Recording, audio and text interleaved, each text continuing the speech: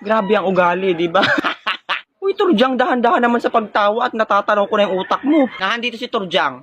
Hoy, Turjang, talagang sayang sa inyo pa. Ako siguro topic nyo, no? Lo!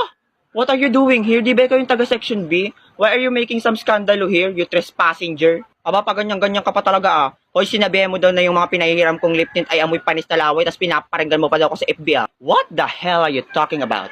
Hey, Miss Body Odor, I ain't talking shit about you, so please shut down your fucking big asshole mouth, you little bitch. O, English yan, di mo naintindihan, bobo ka kasi. Saka sino naman nagsabi sa inyo mga fake news na yan, bibigwasan ko. Yung mga kaibigan ko sa mga klase ko, nakita daw nila yung post mo sa Facebook mo. Hoy, babaeng labanos, bakit naman kita paparinggan sa Facebook, sayang ka lang sa load, no? Pinagsasabi mo sayang sa load, FB10 lang naman yung load mo. Hoy, naka all day 20 kaya ako, saka ano mga pinagsasabi mo yan, bakit nakita mo ba? Hindi. Saka may tiwala ako sa mga klase ko, bakit naman sila magsisinungaling sa akin? Ay, si Bobo.